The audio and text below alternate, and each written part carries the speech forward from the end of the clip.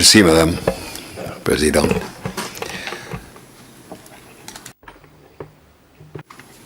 أشكركم Je voudrais vous remercier لهذه الدعوة pour cette invitation et pour cette occasion qui m'est donnée de prendre la parole aujourd'hui devant les membres de cette auguste commission. Nous sommes convenus avec Madame la Présidente que je parlerai là pendant une quinzaine de minutes. Après ces questions très très longues et très détaillées, je parlerai peut-être un peu plus longtemps. L'Égypte a fait face à une situation extrêmement dangereuse avec la succession de gouvernements pendant ces dernières décennies. Et la caractéristique principale ayant conduit à la révolution du 25 janvier était, ou la cause principale, était l'échec des gouvernements successifs à faire un bon travail. En d'autres termes, le problème de l'Égypte était la mauvaise gestion de la part du pouvoir, la mauvaise administration. Il n'y avait pas de démocratie, il n'y avait pas de politique claire, efficace pour le développement économique et pour la justice sociale. Cela a conduit à l'aggravation de la pauvreté et l'augmentation du nombre de pauvres en Égypte à un point qui est extrêmement inquiétant. Jamais nous n'aurions imaginé que la pauvreté aurait atteint 50% de la population égyptienne. Et les critères internationaux, à savoir les $2 par jour de revenus, au-dessus de $2, on n'est pas pauvre, en dessous de $2 par jour, on est pauvre. Cela n'a rien à voir parce qu'on peut gagner $2,50. La pauvreté était très étendue et nous avons également remarqué une très mauvaise gestion et administration dans tous les secteurs, l'éducation, la santé, les services, l'agriculture, l'industrie, dans tous les domaines. Il y avait un abandon de l'ensemble de ces secteurs et un recul dans l'indice des réalisations. C'est ainsi qu'a éclaté cette révolution contre le pouvoir, révolution qui était attendue. Les dernières années, 2009, 2010, donc qui ont précédé immédiatement 2011, on s'attendait à ce que le peuple égyptien se soulève, ne supportant plus la situation. Et ce sentiment de cette situation insupportable ne prévalait pas uniquement en Égypte, mais également dans les pays voisins, la Tunisie ou ailleurs. Il s'agissait d'un sentiment contagieux, si l'on peut dire, dans l'ensemble des pays arabes. Après la révolution, pour les raisons que je viens de citer, l'aggravation de la pauvreté, l'absence de services, l'abandon, la mauvaise gestion et la mauvaise administration, et aussi le sentiment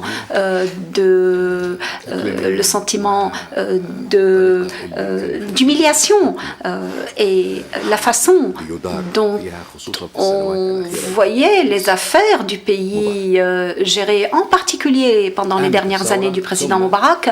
La révolution a donc éclaté. Les frères musulmans ont ensuite, l'organisation des frères musulmans, en coopération avec des partis extérieurs très nombreuses, ont réussi à se présenter comme étant l'alternative modérée, compétente au régime précédent.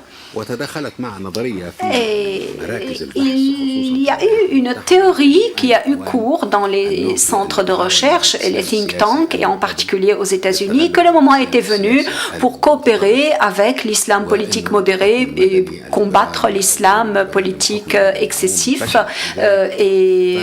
Puisque le gouvernement civil libéral, entre guillemets, avait échoué, certains pays occidentaux se sont orientés vers une coopération avec l'islam modéré. Et ce n'était pas là l'opinion du peuple égyptien.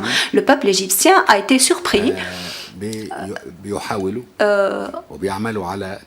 en voyant les frères musulmans arriver au pouvoir. Et c'est vrai qu'il y a eu des élections démocratiques et que les frères musulmans sont arrivés au pouvoir, mais ce n'était pas d'un point de vue étrange, ce n'était pas dû à cette opinion prévalant à l'étranger comme quoi c'était l'islam modéré qui pouvait battre l'islam extrémiste. Mais non, le peuple a pensé que on allait leur donner une chance. Le peuple égyptien a donné leur chance à ces partis islamistes. Ce n'était pas là un cadeau, ce n'était pas là un présent qu'on leur faisait, mais ils sont arrivés au pouvoir avec pour mission d'améliorer le climat et d'assainir le climat en Égypte. Et comme je l'ai dit, le pouvoir s'était effondré. Après le départ du président Moubarak, l'ensemble de l'administration en Égypte était effondré. Et donc le mandat accordé à n'importe quel gouvernement, et donc au gouvernement de M. Morsi, était d'œuvrer à la réforme. Les frères musulmans n'ont pas réussi à présenter d'alternatives acceptables et compétentes. La situation n'a cessé de se dégrader. Le peuple s'est donc soulevé à nouveau, au bout d'un an, contre ce pouvoir incompétent. Je suis l'un des opposants au pouvoir des frères musulmans. Je n'ai pas voté pour Morsi, mais j'ai accepté le résultat des élections. Il a été élu et j'attendais de lui qu'il soit le président d'une autorité qui traite l'ensemble des problèmes et qui s'attaque à la dégradation de la situation. Il ne l'a pas fait. Et donc, j'étais l'un de ces millions qui ont décidé que la poursuite de ce gouvernement des frères musulmans allait conduire à un effondrement total de l'État. La mauvaise gestion des frères musulmans,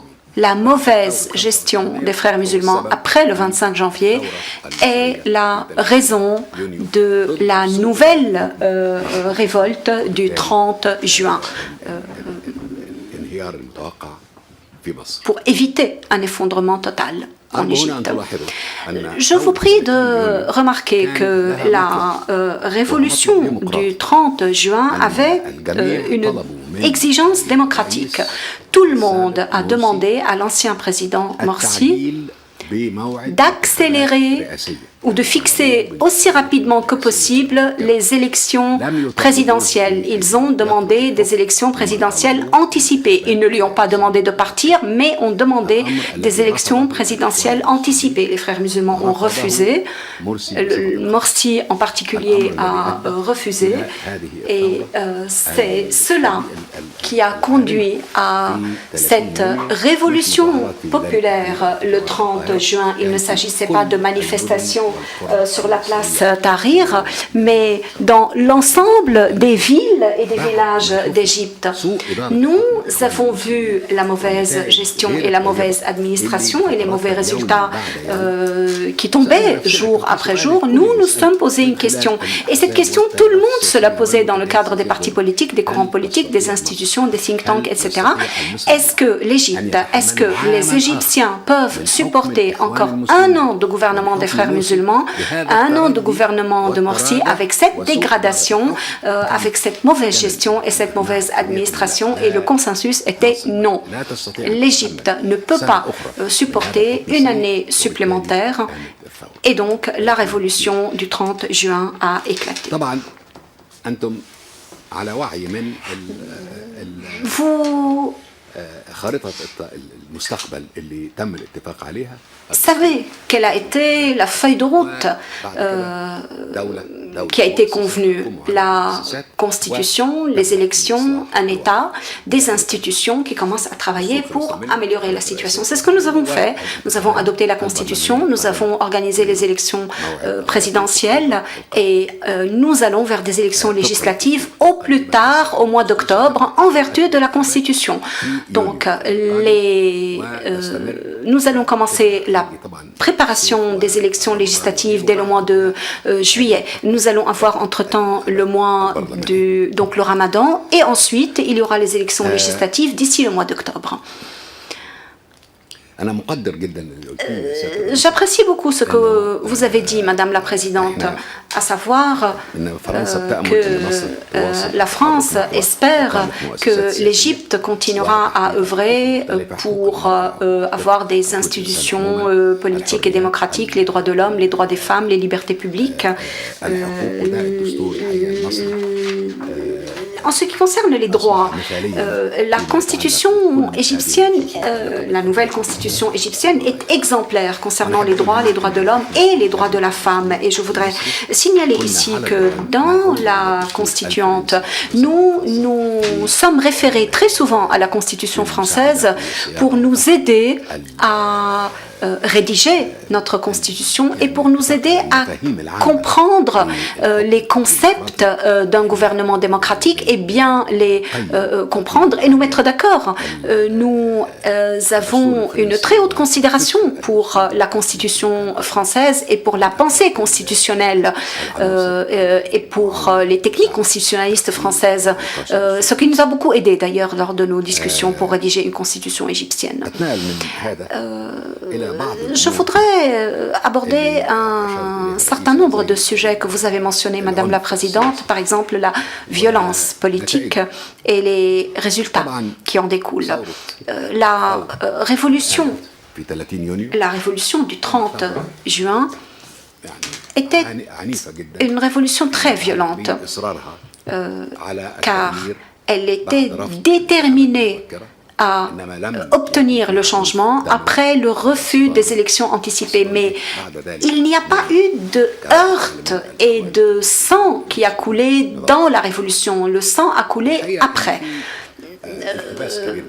Il y a un malentendu très important, tout ce qu'on a dit sur la peine de mort prononcée à l'encontre d'un millier de personnes. Nous n'avons peut-être pas fait le travail d'explication nécessaire. Le premier groupe, 500 et quelques condamnés, le cas a été soumis ensuite au grand mufti d'Égypte parce que tous ont été condamnés à mort. Cela n'est pas vrai. Le fait de transférer le dossier au mufti, il s'agit là de transférer les dossiers de tout le monde, de l'ensemble des prévenus à l'époque. C'était ceux qui ont été innocentés, ceux qui ont été condamnés à des peines légères, ceux qui ont été condamnés à des peines lourdes, ceux qui ont été condamnés à mort. Les 529 n'ont pas tous été condamnés à mort. Il y avait quelques condamnés à mort dans les 529 personnes dont les dossiers ont été transférés au grand mufti d'Égypte. Donc là, c'était le premier malentendu.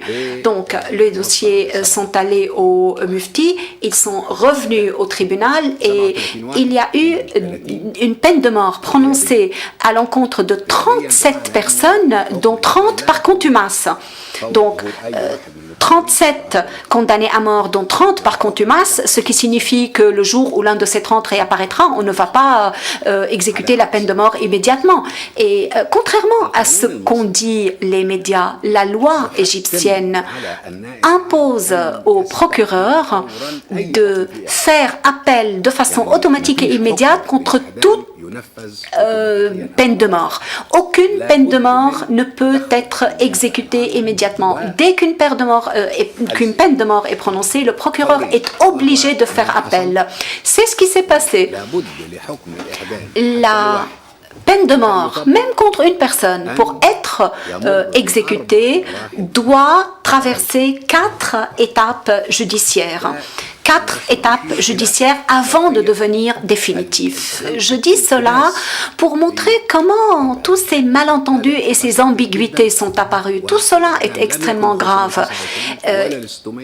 Il n'y a pas eu 529 personnes qui ont été condamnées à mort. Il y a eu moins de 10 personnes qui étaient présentes dans la salle de tribunal et qui ont été condamnées à mort. Et la loi égyptienne impose de suspendre l'exécution de la peine jusqu'à ce que l'ensemble des voies de recours internes aient été épuisées.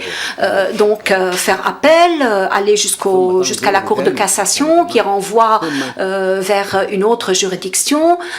Donc, 4 4 étapes dans le procès avant que la peine ne devienne exécutoire. Et cela, donc, en cela, nous nous sommes inspirés de beaucoup de sources de loi et de sources de droit international, dont le droit français. Et j'ai mentionné cela pour montrer comment les médias proposent des choses ambiguës, créent des malentendus et des informations imprécises. Jamais le peuple égyptien n'aurait accepté que 529 personnes soient condamnées à mort en une seule fois.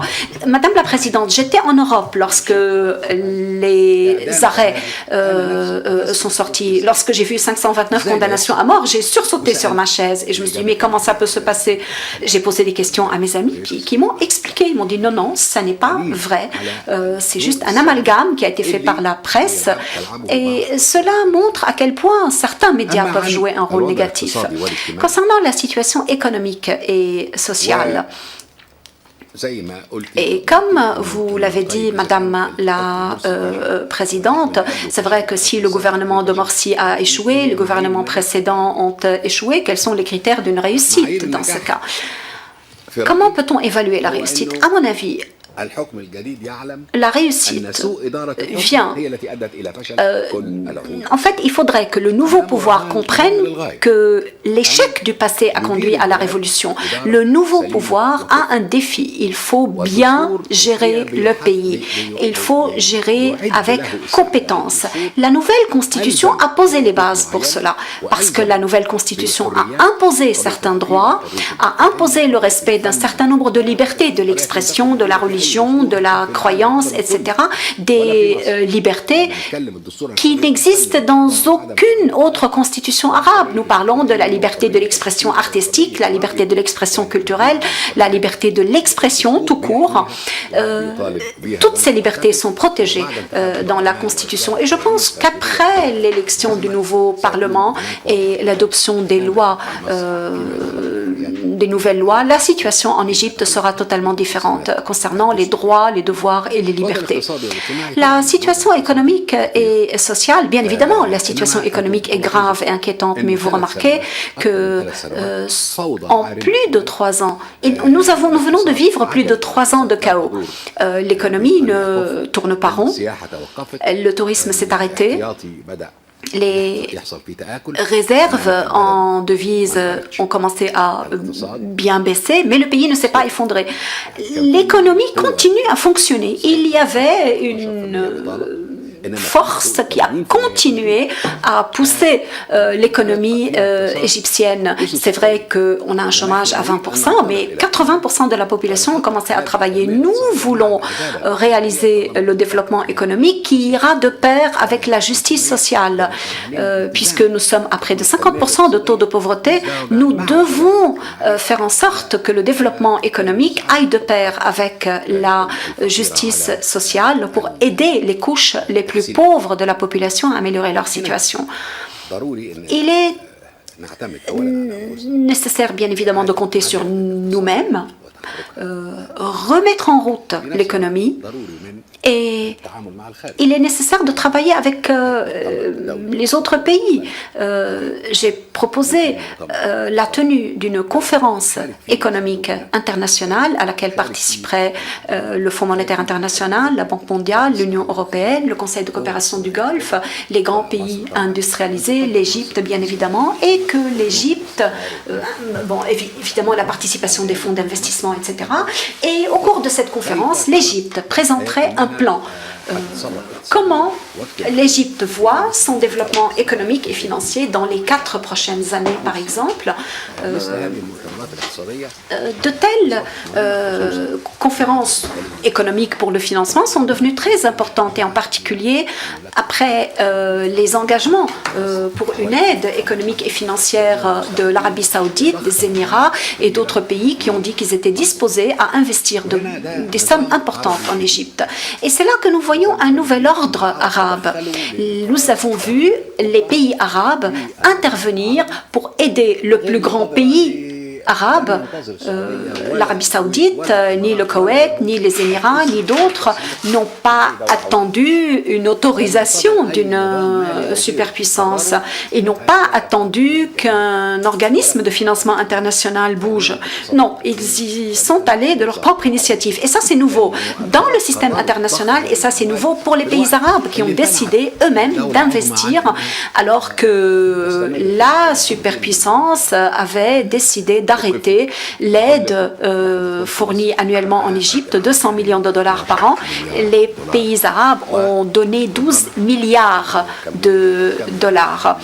Et nous pensons qu'une somme similaire peut être donnée. L'ensemble des pays arabes se sont soulevés pour aider l'Égypte. Nous voulons que l'ensemble de la communauté internationale aide l'Égypte parce que c'est un pays qui a un rôle très très important dans la stabilité du Moyen-Orient. Et si l'Égypte avait conservé sa santé économique, sociale, politique dans le Moyen-Orient, jamais la situation n'aurait été aussi grave. Jamais ce qui s'est passé en Syrie et ailleurs n'aurait pu avoir lieu. Tous ces troubles qui passent d'un pays à l'autre. Reste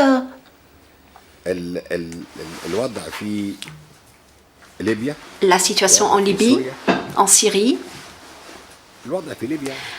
En Libye, la situation en Libye. Les pays voisins de la Libye se sont réunis en Algérie il y a 2 semaines. Les pays arabes et africains voisins de la Libye. C'est ça la solution. L'Algérie, la Tunisie, l'Égypte, le Tchad et le Niger sont tous affectés par ce qui se passe en Libye. Ils se sont donc réunis en présence d'envoyés européens, internationaux, Nations Unies, intervention d'un représentant du Conseil de sécurité. J'appuie toujours le Conseil de sécurité qui a pour charge de sauvegarder la paix et la sécurité. Mais nous avons vu en Libye une intervention du Conseil de sécurité, mais pas en Syrie. Les positions de la communauté internationale sont troublées et sont parfois en contradiction. Et là, je veux ouvrir une parenthèse et parler de la Syrie. La première conférence avait dit nous voulons un gouvernement de transition en Syrie. Cela n'a pas eu lieu. Genève 2 a eu lieu. Plus de 44 pays avaient participé à la conférence de Genève 2 et on a commencé à parler de Genève 3. Cela, à mon avis, est totalement inutile. Ça ne marchera pas. Genève 1, 2, 3 ne marchera pas. Peut-être le volet humanitaire pourrait fonctionner. Genève 1 avait décidé de la formation d'un gouvernement transitoire qui n'a pas été mis en œuvre. Genève 2 a échoué. J'étais à Davos et j'ai dit, imagine, on m'a posé la question si on se réunit dans quelques mois ou dans quelques années pour discuter de la situation en Syrie, qu'en pensez-vous? J'ai dit, on va se retrouver à discuter des résultats de Genève 7, 8, 9, 10 sans aucun résultat. Il faut absolument considérer cette affaire dans un cadre régional. Les États-Unis et la Russie ne sont pas les seuls décisionnaires en Syrie, ni l'Iran. Il faut que les pays arabes soient présents aussi fortement, aussi puissamment autour de la même table. Russie, États-Unis, la Turquie, l'Iran, l'Arabie saoudite et l'Égypte. Peut-être que nous pourrions ajouter un pays comme la Jordanie, qui est le membre arabe au Conseil de sécurité, les Nations unies, la Ligue arabe, mais le groupe de départ, ou le principe de départ plutôt, c'est que la solution doit être régionale, pas internationale. Jusqu'à aujourd'hui, la solution internationale a échoué. Le Conseil de sécurité n'arrive pas à se réunir. Quand il se réunit, il y a un droit de veto. Quand il prend une décision, la décision est le résultat de compromis et c'est un texte bancal et inefficace. De même, la formule d'une solution russo-américaine, ça ne marchera pas. La politique internationale envers la Syrie n'est pas claire. Elle est inefficace. Et en fin de compte, ils finissent par se paralyser les uns les autres. De même, sur un plan régional, c'est vrai que l'Iran intervient fortement dans cette affaire, et également la Turquie, parce que c'est un pays voisin et puissant et important, mais où sont les Arabes? Il faut reconstituer un ordre régional, comme cela se passe pour l'Iran avec les 6 pays dans les négociations sur le dossier nucléaire. Il faut faire exactement la même chose en parallèle pour la Syrie. Et je souhaiterais ajouter que la situation en Syrie a évolué. Il y a maintenant tout ce qui se passe en Irak. Il y a même une partie de l'Irak et une partie de Syrie qui ne sont plus sous le contrôle des deux pays. Les choses ont évolué dans une direction complètement différente, et c'est pourquoi il faut une solution différente, il faut un traitement différent. Il ne s'agit plus uniquement de traiter le problème de la Syrie, ça n'est plus non plus l'Irak de façon isolée. Il y a un problème qui est beaucoup plus grand, et c'est pourquoi on ne peut pas laisser l'affaire entre les mains des deux grandes puissances. Je pense, pour terminer, Madame la Présidente, que la formule de Sykes-Picot 1914, c'est fini. C'est fini à jamais, la page est tournée. Les superpuissances ne peuvent pas imposer leur bon vouloir au Proche-Orient. Il faut parler avec tous les pays arabes, les pays du voisinage, les pays arabes importants. Tout le monde doit apporter son appui pour ainsi respecter les intérêts internationaux, les intérêts arabes, à savoir la sécurité. Et cela exige un retour en force de l'Égypte dans la région. C'est pourquoi il faut aider l'Égypte afin que l'Égypte puisse justement aller très vite dans ses réformes, dans la solution de ces problèmes, pour pouvoir justement s'opposer à la Turquie, à l'Iran, et on ne peut pas régler les affaires sans le retour de l'Égypte. Il faut la diplomatie égyptienne, il faut que la diplomatie égyptienne revienne. On sait parfaitement que l'Iran a une politique dure, la Turquie a une politique plus douce, tout ça est connu, et on sait que la politique égyptienne est entre les deux, entre la douceur de la Turquie et la dureté de l'Iran, parce que l'Égypte peut justement balancer ou disons combiner ces deux caractéristiques, la dureté et la douceur. Manier les deux. Voilà ce que j'avais à vous dire pour cette introduction, et je vous remercie de votre attention et du temps qui m'a été imparti. Merci.